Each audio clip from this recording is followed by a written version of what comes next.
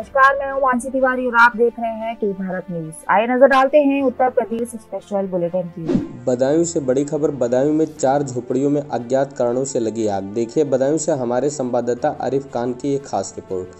कोतवाली सहसवान के ग्राम पंचायत आनंदीपुर में 4 झोपड़ियों में अज्ञात कारणों से आग लग गई। देखते ही देखते आग ने विकराल रूप धारण कर लिया। इस आगजनी में 3 भैंस व 1 बैल की आग से झुलसकर मौत हो गई व गृहस्थी का सारा सामान जलकर राख हो गया। तत्काल ग्रामीणों ने फायर ब्रिगेड को इस बात की सूचना दी। सूचना पर पहुंची फायर ब्रिगेड व ग्रामीणों ने कड़ी मशक्कत के बाद आग पर काबू पाया। आइए जानते हैं इस पर ग्राम प्रधान का क्या कहना है। आप यहाँ प्रधान यहाँ गए, अच्छा, तो इस घटना के बारे में आपके बारे में कुछ जानकारी? हाँ, जानकारी ये 8:15 साढ़े 8 के बीच में आग लगी इसमें। अच्छा, सब लोग ये लोग खेत पे चले गए, यहाँ से आए तो आपने तहसील के लिए सूचना दी? साहब से बात हुई। अच्छा, हम मिनट हो गए, बेहोश हो गए तो अस्पताल लोग गए, थाने में अपनी दिखाई, फिर बाद में अच्छा, पर आए यहाँ रात चला गया। और जब अब तक नहीं आया, 11 बजने वाले हैं समय, अब तक तहसील से कोई नहीं आया है। और पास किस टाइम आग लगी थी? पता नहीं किस टाइम लगे, हम चारों भाई के आदमियों पे रात लगी थी? हाँ, रात लगी। समय क्या हुआ? समय लगभग होगा 8:30 के लगभग। क्या क्या नुकसान हुआ? हाँ, भैंसा जल गई, बैल जल गया। कितनी भैंसें थी? 10-12 भैंसें हैं, तामत 7 जल गई। 7 भैंसें जल गई, बैल भी जल गई। हाँ, बैल था। तो प्रशासन आया यहाँ? तो प्रशासन तहसील से अधिकारी? हाँ जी, आज की रात थाने और तहसील का कोई आया? तहसील का मैं तो घाबरा हो गया, मुझे पता नहीं। बदायूं से वही दूसरी बड़ी खबर आ रही। बदायूं में संपत्ति जब्त करने के लिए बैंड बाजा लेकर पहुंचा प्रशासन। देखिए बदायूं से हमारे संवाददाता आरिफ खान की खास रिपोर्ट। यूपी के बदायूं में एक डोडा माफिया पर गैंगस्टर की कार्यवाही करते हुए इसकी करोड़ों की संपत्ति को प्रशासन ने नोटिस लगाकर सील कर दिया। एसडीएम सदर लाल बहादुर, नायब तहसीलदार सदर Ashish Saxena, SP city Praveen Chauhan, CO Dataganj Ambika Prasad Bhardwaj, inspector Alapur OP Gautam और कादर चौक थाना प्रभारी प्रयागराज सिविल लाइन तथा थाना पुलिस पीएससी बल बैंडबाजे के साथ कुख्यात डोडा माफिया के निर्माणाधीन आवास पर पहुंचे और संपत्ति जब्त कर मकान को सीज कर दिया। इसके अलावा डोडा माफिया के पैतृक आवास, डिग्री कॉलेज, कृषि भूमि व बदायूं के मैरिज हॉल को भी प्रशासन ने सीज कर बड़ी कार्यवाही की। इस मौके पर पुलिस राजस्व विभाग की टीम में चौकी इंचार्ज सुमित कुमार शर्मा, राजस्व निरीक्षक नीरज चौहान, लेखपाल Gabhiyai Pradeep, SI Rajendra Singh, SI Mukesh, constable Sanu Khan, Nazim Sumit, Bansilal Sonu सहित भारी मात्रा में पुलिस बल मौजूद रहा। राजस्व विभाग के अनुसार जब्त की गई संपत्ति की कीमत करीब 20 करोड़ रुपए बताई गई है। सभी को सूचित कर दीजिए, सभी को सूचित किया जाता है कि ये संपत्ति, ये मकान राज्य सरकार के डीएम साहब द्वारा, जिला मजिस्ट्रेट महोदय द्वारा कुर्क किया गया है। ठीक है।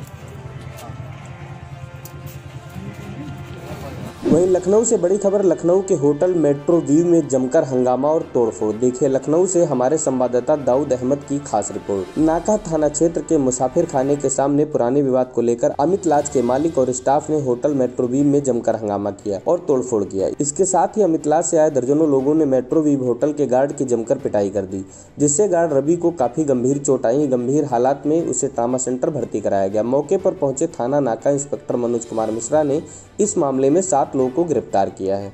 भैया आपका और क्या है आप यहाँ होटल में? हम रोहित शुक्ला हैं, हम इस होटल में फ्रंट ऑफिस मैनेजर हैं। क्या मामला था, कैसे लोग थे यहाँ तोड़फोड़? मामला ये था कि यहाँ हमारे होटल के बगल में एक अमित लॉन्ज है, वहाँ से कुछ लोग हमारे पास दिन में एक रूम मांगने आए थे, जो हमने उनको मना कर दिया क्योंकि वो नशे की हालत में थे। उन्होंने ये बोला था कि हम किसी लड़की को स्टे कराना चाहते हैं, जो कि हमारे यहाँ नहीं होता है। ठीक है, तो हमने उनको मना कर दिया, वो वापस चले गए।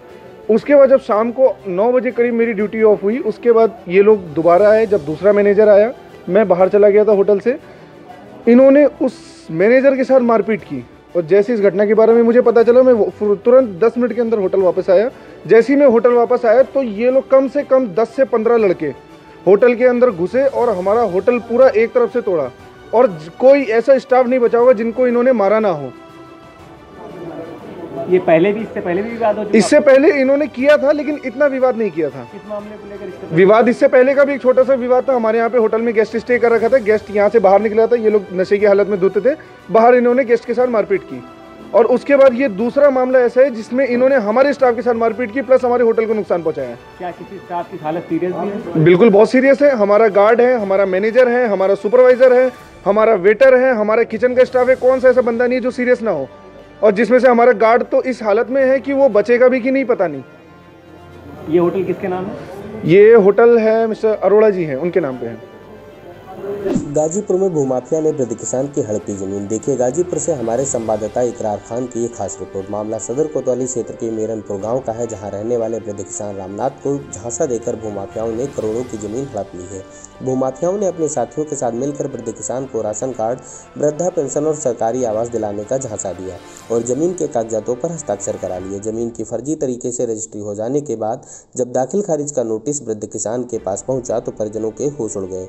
वृद्ध किसान और उसके परिजनों ने मामले की शिकायत पुलिस से की है। फिलहाल पुलिस मामले में भूमाफिया समेत 9 लोगों के खिलाफ केस दर्ज कर जांच में जुटी हुई है। आइए जानते हैं पीड़ित के परिजनों का इस पर क्या कहना है। सर, हमारी समस्या है, मेरे दादाजी हैं, बुजुर्ग हैं, जो इनकी उम्र 70 से 80 वर्ष की, 75-80 वर्ष की मतलब आयु हो चुकी है। इनको कान से सुनाई भी कम देता है, दिखाई भी कम देता है और दिमाग से भी कमज़ोर हैं। इनके नाम से 5 बीघा से ऊपर जो ज़मीन थी, इनके 2 बेटे हैं, बाबूराम और रामकृत, इन्हीं के नाम से ज़मीन थी और इनको बहला फुसला कर मेरे गांव के जो मिरनपुर सक्का का 6 लाल कोटेदार है, वो बहला फुसला कर पहले से कागजात जो पहले से तैयार किया था और इनको ले जाकर पेंशन और आवास के नाम पर कचहरी में ले जाकर इनको पूरा अपना जो इनके नाम से ज़मीन थी उसको फर्जी तरीके से रजिस्ट्री करा लिया है। और जो ज़मीन बची थी उसको बोला कि अभी हमारा काम आपका नहीं हुआ है, नहीं बना है, सही पेपर आज चलिए, आज का आपका काम हो जाएगा। फिर 2 तारीख को ले जाकर जो बची थी ज़मीन उनको फर्जी तरीके से रजिस्ट्री करा लिया। और हम लोग जब नोटिस आई सर तो हम लोग रोने लगे। हमारी जो पुश्तैनी ज़मीन थी हम लोग उसको जी जान से उसी को मानते, वही हमारा पूरा धन है सर। हमारे पास कोई सहारा नहीं है। मेरे पापा जी वो भी छत से गिर कर उनको वो भी कमज़ोर है। हम लोग पास कुछ भी नहीं है सर। हमें बार बार धमकाया, मारने के लिए डराया जा रहा है कि आप मुंह बंद करो तो हम तुम्हें गोली से बंदूक से उड़ा देंगे, रहने नहीं देंगे साहब।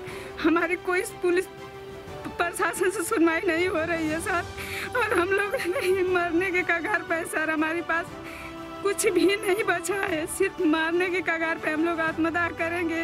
इसकी जो जिम्मेदार होगी सरकार, इसकी हम बार बार हम कह रहे हैं कि हम मरेंगे और इसकी जिम्मेवारी सरकार बनेगी इसकी। और साहब ये मेरी योगी आदित्यनाथ से विनती है कि हमारी आवाज़ सुने और दुख गरीबों का सुने। हमारे जैसे गरीबों को बहुत लूटा है मिंकू सिंह, जो शिवशंकर उर्फ मिंकू सिंह है और बार बार धमका रहा है सर।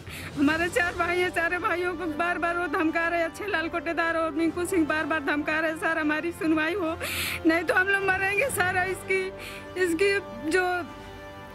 जो कार्रवाई करेगी सरकार वो पूरी दुनिया देखेगी सर। हमारा न्याय नहीं मिलेगा तो हम लोग मरेंगे, जलकर आत्मदाह करेंगे पूरे समाज के सामने सर। हमारी सुनवाई वही हो जाए। ये मेरे दादाजी हैं, इनको बार बार जो लेकर जा रहे हैं हम लोग, वो धमका रहे हैं कि हम लोग साथ में लेकर जा रहे हो तो हम लोग मार देंगे साथ में सर। हमारी जो समस्या वो प्रधानमंत्री और मुख्यमंत्री तक पहुँचे, ये मेरी विनती है साहब।